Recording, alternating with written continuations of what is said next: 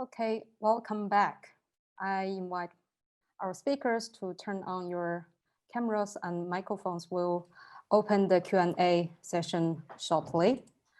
I see some questions have naturally come in. We'll address them in a while. I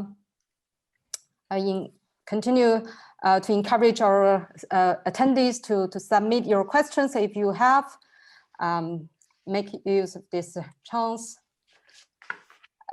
Before addressing questions from participants, I would like to ask a question submitted by the C2G team, a higher level question. I think Pan and Doug, you both mentioned the potential impacts to environmental impacts from these approaches or technologies. My question is, might the harm posed by to the Arctic environment from any of these techniques be more harmful than the effects of climate change that may be averted by these technologies? While you're formulating your answers, I like to say a few words about terminology, if I may.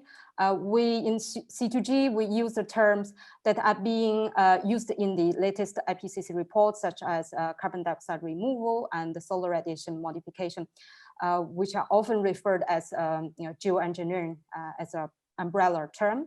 So over the Q&A session, I would encourage our participants and speakers to be precise about the groups of approaches or a specific approach you are referring to when you frame your questions or answers.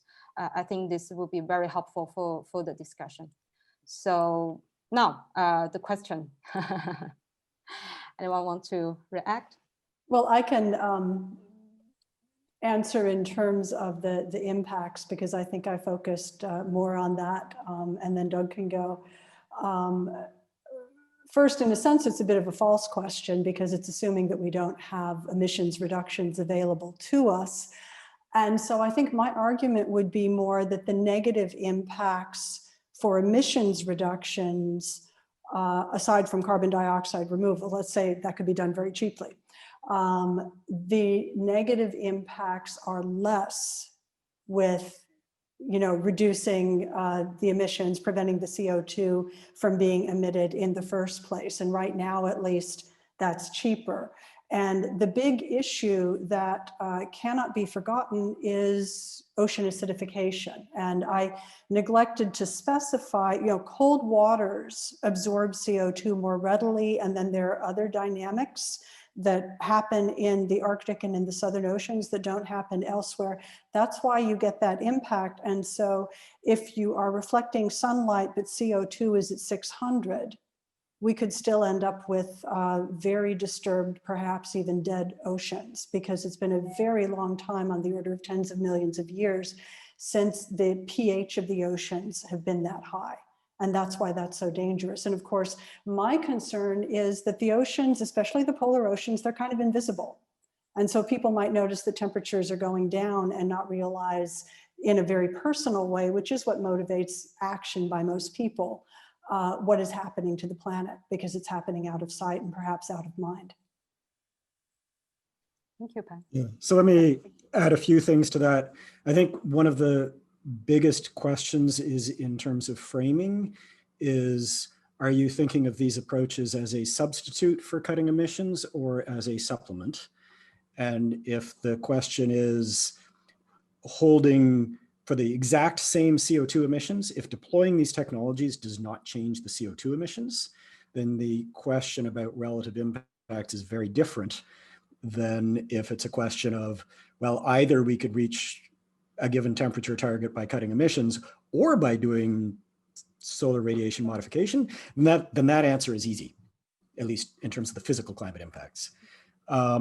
If you're comparing it, if you're basically saying for a given level of CO2 emissions, what are the physical climate impacts comparatively between allowing the climate to warm and cooling it with solar radiation modification, you want my guess is that the impacts will be much, much reduced on the whole by deploying technologies, assuming the emissions don't change.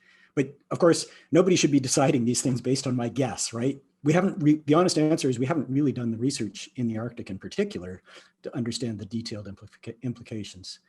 The third observation I would just make, reacting a little bit to something Pam said, is that I don't share the confidence that it is such a straightforward pathway to not having significant impacts in the Arctic from climate change.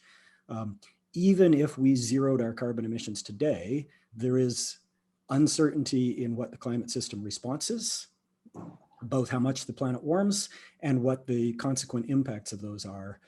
So I would still say that it is essential to think about these technologies, do the research, and make sure that we have some governance capacity in place.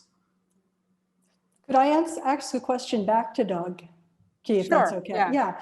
So, I mean, CO2 and its impact on the climate system has been studied for a long period of time. Do you consider that then to be even more uncertain than the response of the climate system to these technologies on the same order, or is the research necessary because our knowledge of the impacts of these technologies is less than our knowledge of the climate response to CO2?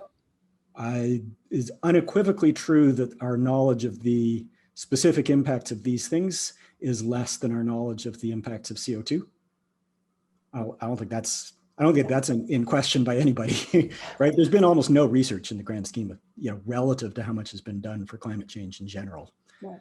So you're calling for more research, which I think is important. Yeah, that's basically, I would say it is premature today to reach conclusions about what to do, but ultimately it's a risk trade-off, right? So. Thank you both. Ilona, do you want to react as well? Yeah, okay, yeah. Thank you both. I would like to move on to interesting governance question in relation to security from Bess. Many nations have a national security interest in the Arctic. If these nations feel their security is threatened by climate change, they will disregard any governance guidelines and make unilateral decisions. What guidance would the panelists have in this situation? Mm-hmm.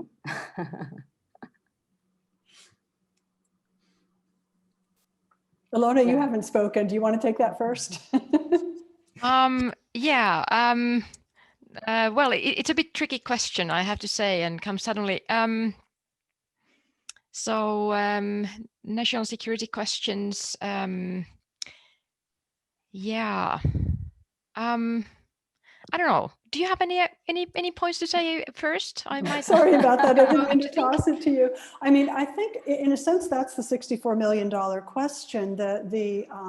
And this is what I hear in negotiating circles. There's a potential for unilateral action, which scares a lot of countries. And at the same time, I don't think it's those in the Arctic, of course, that necessarily at this point in time see that impact. But let's see a future world where sea level rise is threatening a major power, for example, such as China. China is at tremendous risk of sea level rise. But there again, we can't, and this is why I very consciously, even though the title of this is about the Arctic, that threat really is coming from the other pole in terms of multi-meter sea level rise. But the potential for unilateral action is great, particularly when it comes to solar radiation modification. And I think there have been some papers written on that actually about, I don't know if this is true, Doug. Is it true that you could actually just have a couple of planes flying continuously would be enough? Or is that an oversimplification? It might not be a couple, but it's not a huge number. Yeah. And actually, one point that is particularly relevant to this particular subject, if you were trying to deploy stratospheric aerosol injection globally, you need to develop new aircraft that can get up to the stratosphere and deliver a payload. And that puts like a $5 billion 5-year barrier to deployment. if you wanted to focus purely on the Arctic, there are aircraft that exist today. And so in principle, somebody could probably start deploying something in a year or two. And if that doesn't set off alarm bells in anybody who's thinking about governance, I don't know what does. Yeah. I'm not suggesting anybody's thinking about doing that, or that it would necessarily be wise to do that today, but there aren't really any barriers to technically to going ahead and doing it. Ilona, do you want to come or in? economically. Sorry.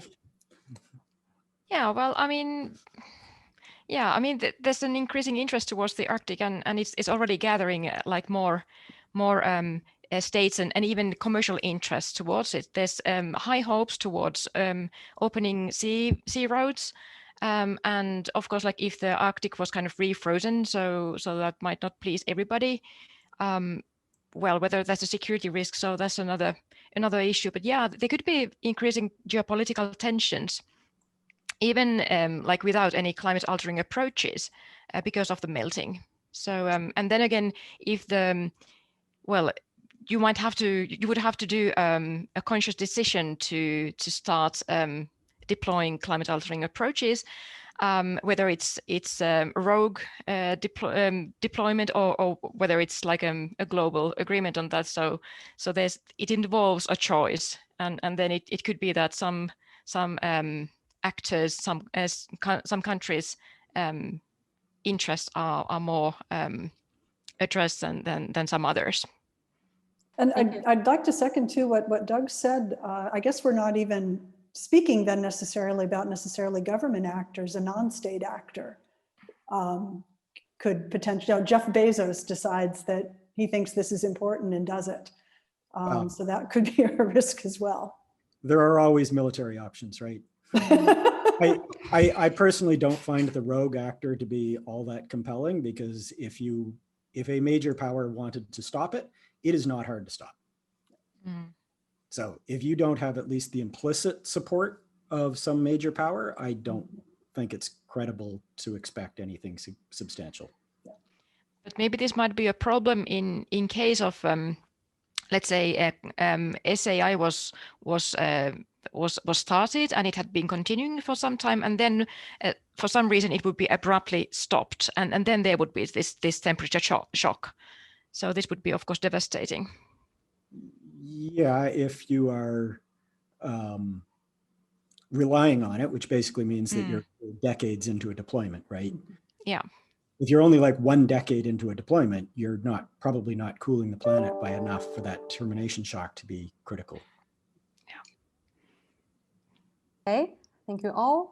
And also, Ilona, you brought up a very interesting, important point about the geopolitics of the region, and which might make the consideration of any of these approaches even more complex and challenging.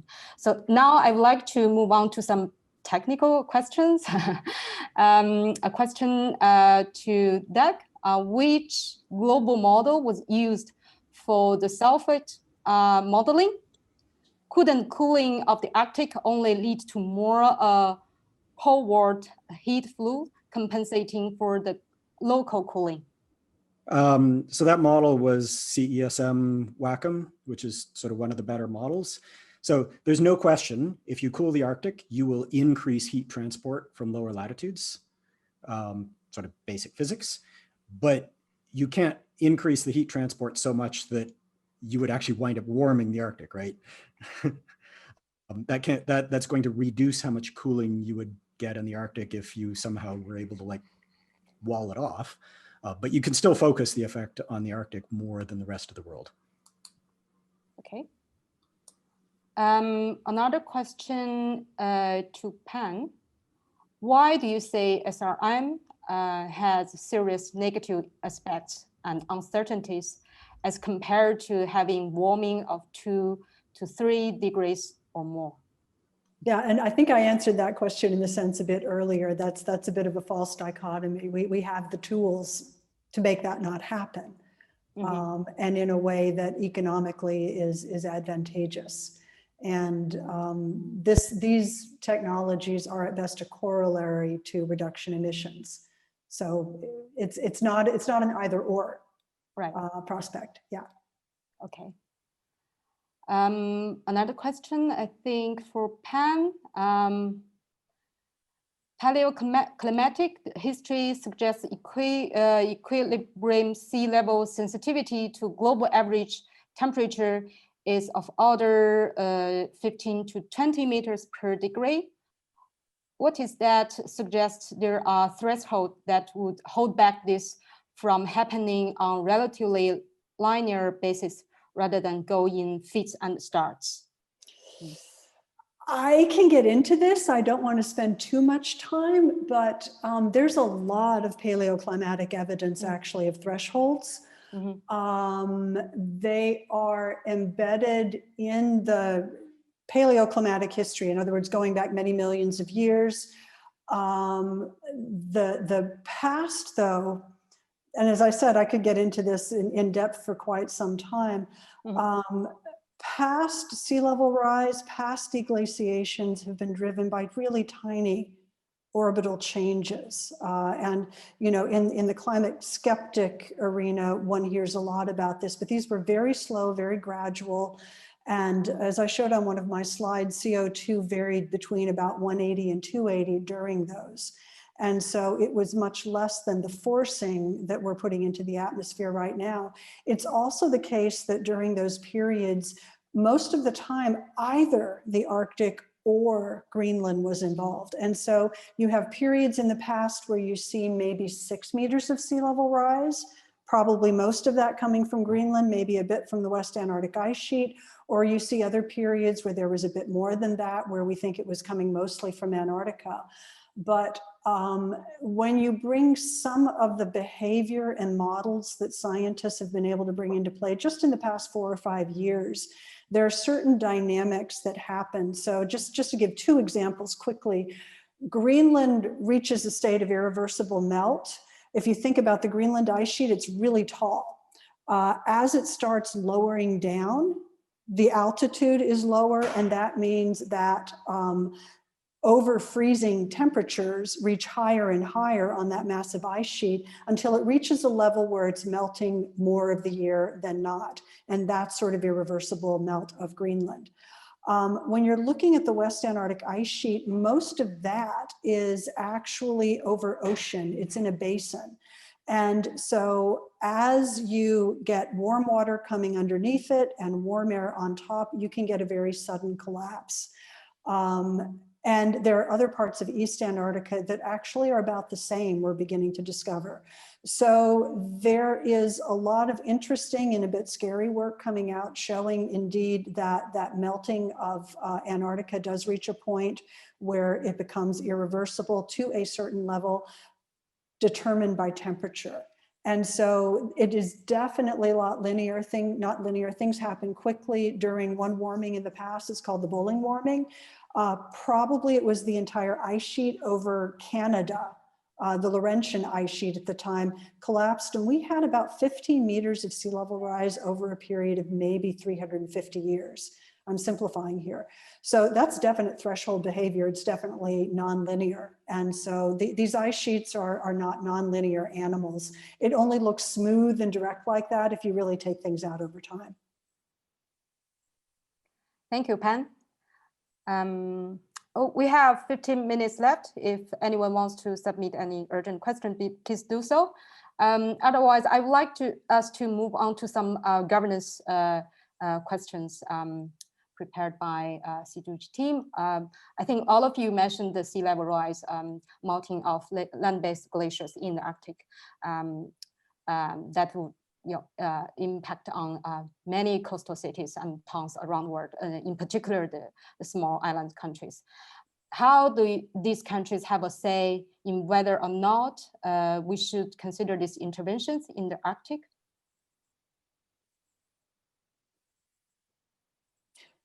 They don't at the moment, except if this is brought up, say, in the Framework Convention negotiations. There have actually been some attempts by some of the small island developing states to become observers in the Arctic Council. So far, those have not been approved. That might happen in the future, but they really don't have a seat at the table. That said, I believe some Arctic Council chairmanships have invited representatives of those states to Arctic Council meetings, but that's on an ad hoc basis. Ilona might have a better idea of when and how that has occurred. Okay. Yeah, it's not happening. Just yourself. How and should that happen? If we should invite, non-Arctic countries to the table and consider these issues. Well, I mean, there's been a growing interest towards the Arctic, and yeah, I mean, the Arctic is interesting. There's this Arctic rush, and yeah, sure. So, but then again, there's been, for instance, China has been interested in the Arctic, especially, but for instance, in Rovaniemi in May 19, the United States Secretary of State Pompeo said that there are no near Arctic countries, and so he wanted to limit the Arcticness to the Arctic 8. But there's been a lot of countries have been finding ways to define themselves as Arctic and just thus justifying their interest in the region. It's of course, like as mentioned, those the melting ice also opens access to the region better than before. Maybe there's fishery related issues and also other natural resources that interest. So it's no wonder there's growing number of organizations and countries that want to be involved. Okay, so perhaps we can leave this to the future chairman of the Arctic Council, Russia, to consider this issue. Next one, in pragmatic terms, what types of arrangement might be suitable for the governance of SRM in the Arctic? Any informal approach be more suitable than a formal treaty or set of treaties based on previous experience? More suitable for what? Suitable for governing SRM or the research of SRM. Yeah. There are different people might have different perspectives on what factors are relevant, right? Informal is likely to put fewer barriers to deployment. If you think that's a good thing, then informal might be better. If you think that's a bad thing, informal might be worse. And I mean, we haven't, treaties are very, very hard to get through at this point in time. Countries are very reluctant to take on binding agreements. There was an attempt to discuss this at the last UNEP Governing Council meeting, known as UNEA. It was beat back. And, I would say that since the impacts are global and not just in the Arctic, this probably isn't an issue just for Arctic countries, because the impacts are, I would say, primarily outside of the Arctic if what you're trying to do is slow warming. So then we have something called the Framework Convention on Climate Change, where that can be discussed, and that involves everybody, including the US, by the way. The US pulled out of Paris. It did not pull out of the Framework Convention.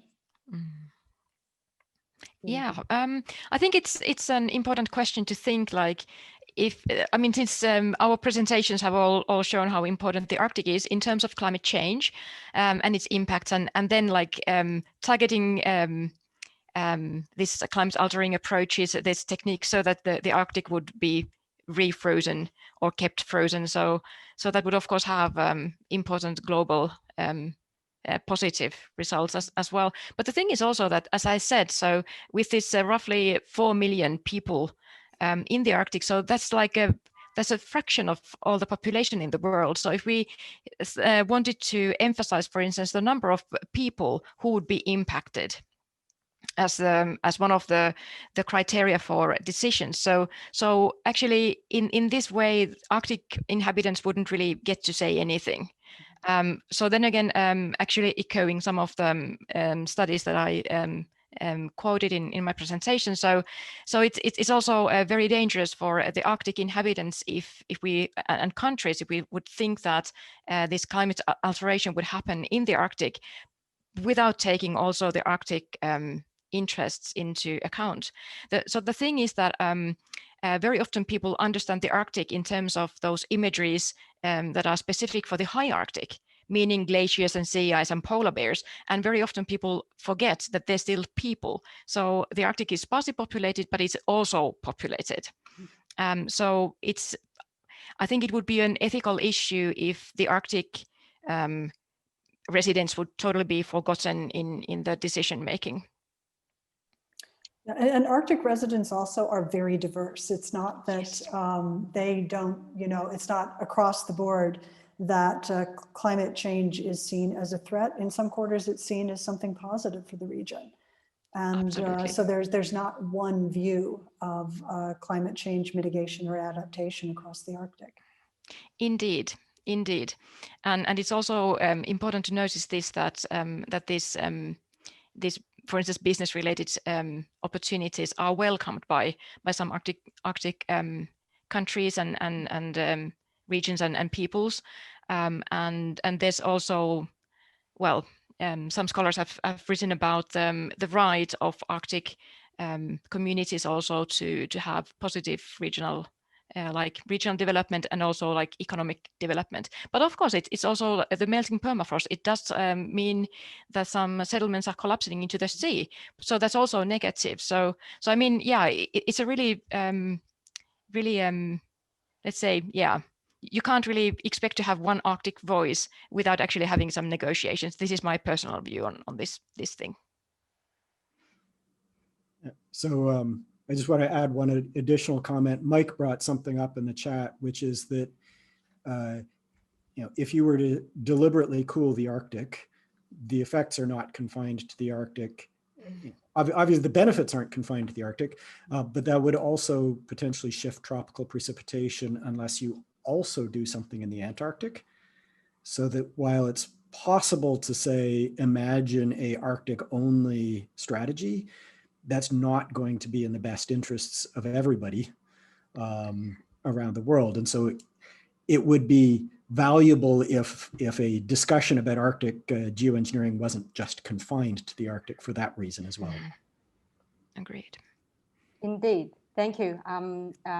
You all pointed to a very important issue, how to balance the different interests, right? Interests from the local communities and interests from the global populations. I would like to raise a question regarding the governance of research. Ilona, you mentioned in your presentation. I'm wondering if we can learn anything from the governance structure of frameworks in Antarctic. The other side, Pan, you mentioned about that side. Any of you have any insights? The research on SRM or CDR can be governed in the Arctic. I guess I would make a comment not purely about the governance, but until you're talking about outdoor experiments, then there's nothing in the research that is, well, potentially nothing particularly controversial. And so the primary goal in that respect would simply be to make sure that the right questions are being asked. Once one starts talking about outdoor research, then of course, there's an issue about how those should be governed. If you were, for example, saying, I want to understand stratospheric aerosol particle formation in the Arctic and how that affects polar clouds or something, then somehow there has to be some process to ensure that there's input on how the sort of an experiment might be approved or not approved. Yeah. I'm saying good luck on that because that's so complex. We still don't understand polar clouds. Yeah. Okay. Well, I mean, if you think about then the more like targeted interventions, so like ice sheet conservation, these are governed in like different ways in Antarctic and the Arctic. So, for instance, if you wanted to do this kind of experiments in Greenland, so you would have to have different kind of permissions and different set of in order to do that. So the Antarctic Treaty is different than the system in the Arctic. Okay, thank you. We have 3 minutes left. Close to the close. I would like each of you to spend 20 or 30 seconds to give a last statement, something we must take away from today's session. Perhaps start with Han. Yes, I would say I'd love it if what people would take away is indeed this idea that we can still stay at safe temperatures. It's going to require a really, difficult transition, but it's definitely possible. And again, let's not give up before we're defeated. I would say as someone located in Europe, but who is from the US, that sometimes, especially sitting in the US, there is a sense that the battle is lost, but there's a lot of good things going on, particularly in the Nordic countries. You have not just commitments, but actual action leading to carbon neutrality by 2050. To 60% reduction is on the table right now in the EU, 60% by 2030. So there's a lot of progress, and it's really important to focus on that, especially over the next decade, and see these technologies as a complement to that effort. Yeah. I wouldn't disagree with the hope there. I would just caution that it would be, we certainly can't prematurely declare victory.